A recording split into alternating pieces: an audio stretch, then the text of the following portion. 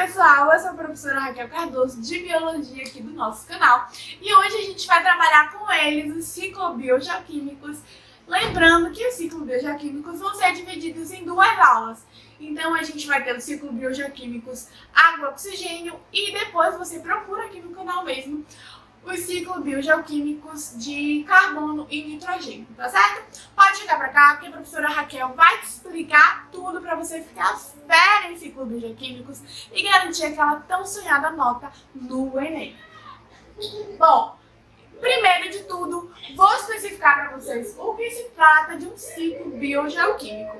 Bom, pessoal, o ciclo biogeoquímico vai ser uma renovação constante das matérias inorgânicas, né, na nossa natureza. E para fazer um ciclo biogeoquímico, a gente vai precisar de alguns atores. Esses atores vão ser os seres vivos, que é a parte bio, vai ter o meio ambiente, que vai ser a parte gel, e a gente vai ter os elementos químicos presentes no meio ambiente. Água, gás carbônico, nitrogênio, oxigênio, que vamos chamar de químicos. Por isso que fica o ciclo biogeoquímico. Tá legal? Vamos adiantar aqui, tá? Bom, o primeiro ciclo que a gente vai começar falando vai ser o ciclo da água. O ciclo da água nada mais que o movimento contínuo que a água vai fazer pelo sistema físico e pelos seres vivos ao longo do ecossistema. A água vai passar também pela atmosfera, vai passar pela hidrosfera, litosfera e pela biosfera, que são as camadas do nosso globo terrestre. E lembrando que cerca de 70% do nosso planeta é constituído de água, então esse ciclo biogeoquímico da água é muito importante, pessoal. Bom, trouxe para vocês aqui um esquema de como ocorre esse ciclo da água. Primeiro, o que eu vou ter? Eu vou ter a evaporação da água nos meus rios, nos meus mares, nos meus lagos. Então, o sol vai aquecer, essa água vai evaporar, consequentemente vai fazer o processo de condensação aqui nas nuvens, tá certo, pessoal? E depois que ocorrer o processo de condensação, vai começar a precipitação, ou seja, vai começar a chover. Quando essa água chove, vai desencadear, vai filtrar no solo, que consequentemente vai passar para os meus lençóis freáticos, e também vai participar dos meus rios, lagos e mares. E novamente vai começar tudo de novo. Então evapora, condensa, chove, infiltra no solo, se distribui pelos rios, lagos e mares, evapora, condensa e precipita. Então esse ciclo aqui, ele é ininterrupto, sempre vai continuar. Além desse ciclo, eu também tenho um ciclo chamado de ciclo curto. Esse ciclo curto da água é quando a água é incorporada ao tecido de um animal ou de uma planta. Então, quando a planta suga a água, ela vai liberar essa água por transpiração ou por respiração e, consequentemente, se a planta morrer, vai entrar em decomposição e a água vai não voltar novamente para o solo. Quando um animal ou um ser humano ingere essa água, ele vai incorporar os tecidos dele e, por processos metabólicos, vai eliminar essa água pela urina. Ou quando esse animal ou ser humano morrer, a água novamente vai retornar ao solo pela decomposição do corpo, tá certo? Eu tenho aqui para vocês um esqueminha sobre o ciclo da água, como a gente já falou aqui. E vamos falar aqui então de precipitação. A precipitação é a água que evaporou e se condensou e que vai cair sobre forma de chuva. A gente tem um aumento de temperatura que vai influenciar nesse nível de precipitação e também, consequentemente, vai influenciar no nível de infiltração. Então, quando a água chover, quando começar a chover, a água vai infiltrar no solo e aí, consequentemente, vai e se incorporar de novo aos lençóis freáticos e ao solo, tá certo? A gente tem também o escoamento superficial, que é quando a água vai para os rios, para os lagos, tá certo? Ou vai ser infiltrado pela vegetação. A gente tem a impermeabilização do solo. Essa impermeabilização do solo já é um problema de impacto ambiental. É quando o solo ele não permite que a água faça o escoamento.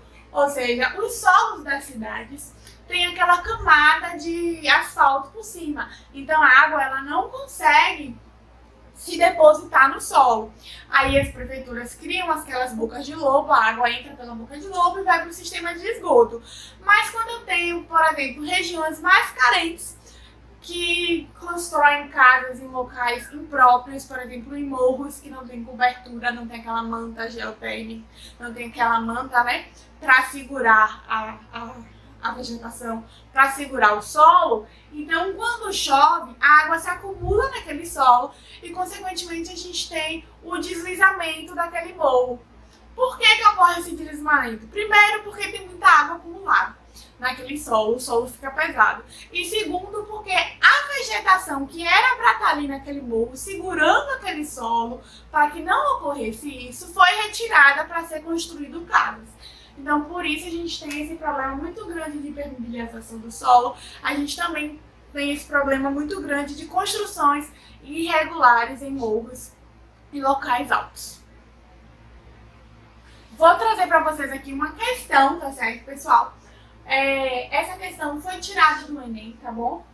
E vamos lá então. A questão me diz: durante o ciclo da água, observamos a formação de nuvens que ocorrem graças à transformação de vapor de água em pequenas gotículas. Essa mudança de estado gasoso para o líquido é chamado de... Fácil demais, né? E essa questão foi do Enem. A. Evaporação. Claro que não, né? Se ele está me perguntando a mudança de água do estado gasoso para o líquido, não é chamada de evaporação. Porque a evaporação é quando a água sai de líquido para o gasoso. B. Solidificação. Também não é solidificação, porque solidificação é quando a água sai do estado líquido para o sólido. Letra C. Sublimação. Também não é sublimação, pessoal. Letra D. Fusão. Também não, né? Até por eliminação você acertaria essa questão, que é a letra E de condensação, que é quando a água sai do estado gasoso e vai para o líquido. Ela se condensa. E quando a água lá em cima se condensa, forma nuvens e ocorre a precipitação, que é quando começa a chover. Outra questão aqui do ciclo da água para você ficar craque. Os humanos participam do ciclo da água uma vez que usam essa importante substância e depois devolvem para o meio ambiente. Entre as alternativas a seguir, marque aquela que não indica a forma de liberação de água pelos humanos. Essa questão está falando do ciclo curto da água, que é o que eu falei, quando a gente bebe a água, incorpora os nossos tecidos e, consequentemente, depois, por processos metabólicos, elimina a água, ou por micção ou por transpiração. E aí a gente tem letra A, respiração. No nosso processo de respiração, a gente não libera água, a gente libera CO2. Então, letra A não é. Letra B, transpiração. Transpiração é o processo que as plantas fazem para devolver a água à atmosfera. Letra E, eliminação das fezes. A eliminação das fezes, pessoal, também tem uma quantidade de água. Mas vocês têm que ficar prestando atenção em uma coisa.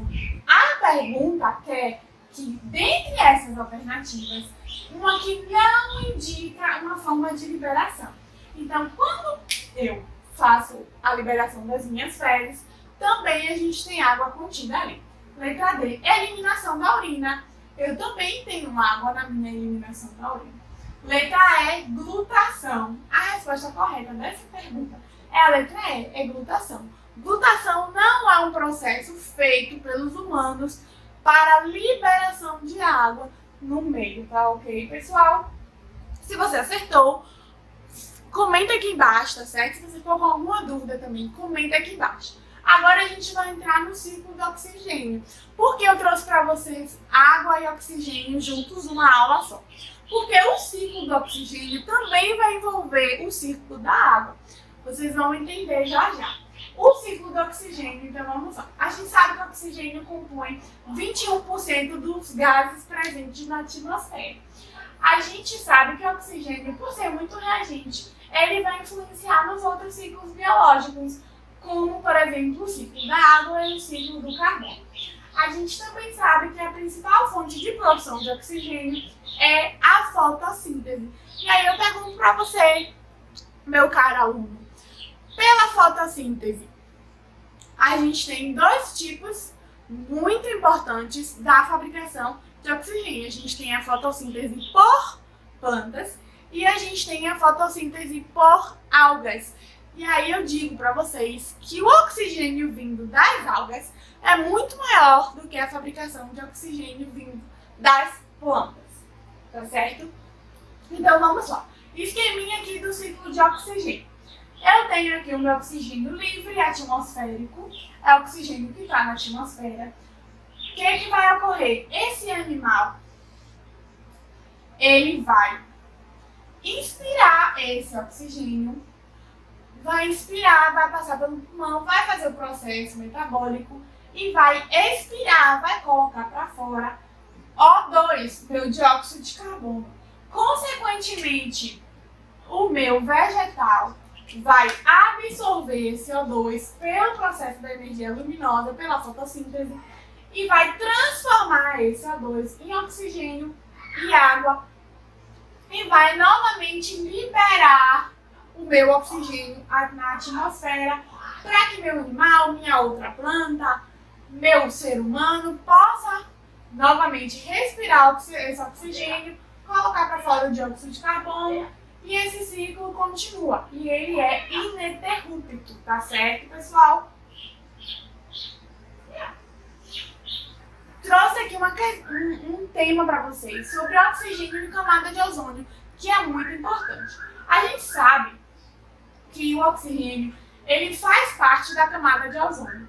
A camada de ozônio é uma camada que está na nossa atmosfera e serve para proteger a gente dos raios UV, do sol. Ele bloqueia, a gente sabe que o sol, os raios, cerca de 30% entram na nossa atmosfera e os outros 70% são bloqueados pela essa camada de ozônio. Então, se não existisse essa camada de ozônio ao redor do nosso planeta Terra, a gente teria uma incidência solar muito grande. Consequentemente, eu creio que já não haveria vida como a gente conhece hoje. Poderia ter vida de outra forma, mas como a gente conhece hoje, por causa da grande incidência solar, não ocorreria. Então, assim, na estratosfera, a parte do oxigênio é transformada em ozônio, meu O3, pela ação de alguns comprimentos de onda de raios ultravioletas. No entanto, alguns gases lançados na atmosfera, como os clorofluorcarbonos, que são chamados CF6, reagem nessa camada, transformando o ozônio em oxigênio e a destruindo. Então, se vocês repararem, esses CF6 eram aqueles gases que tinham dentro dos motores de geladeiras antigos. Vocês podem perguntar para o seu pai, para sua mãe, para sua avó, que as geladeiras antigas, elas tinham motor e tinha dentro esse gás chamado de CFC. Alguns desodorantes antigos também tinham esse gás, porque ele é um gás aerosol.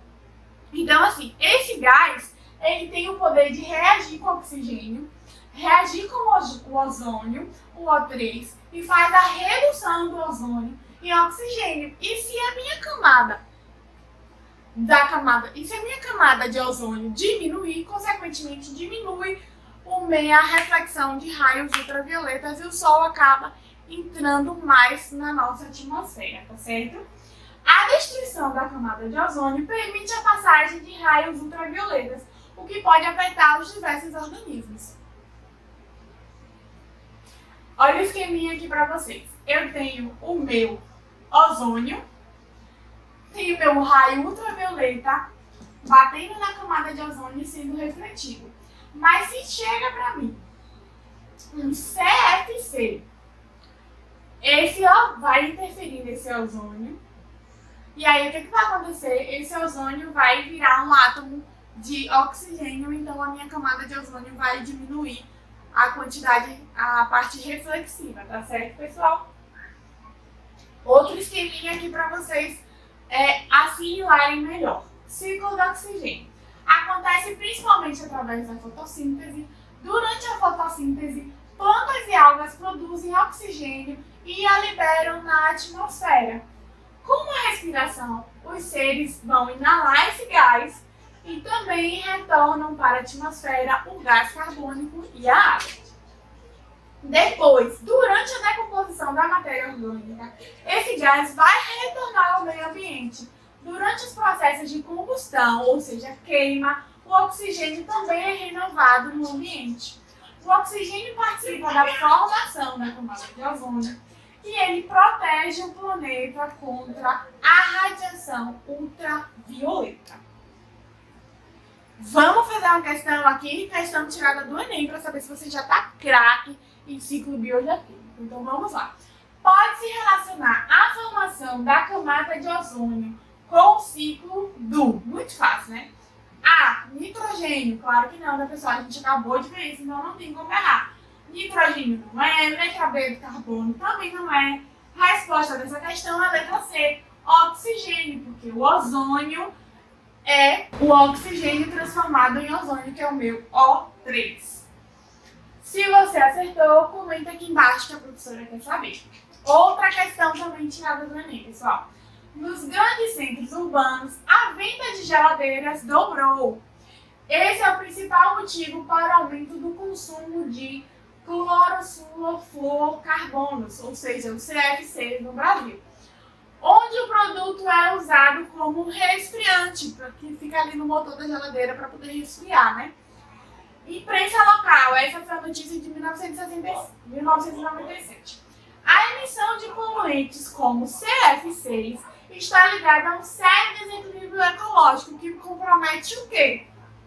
A camada de ozônio, né, pessoal? Tá logo de cara que a resposta dessa questão é a letra A.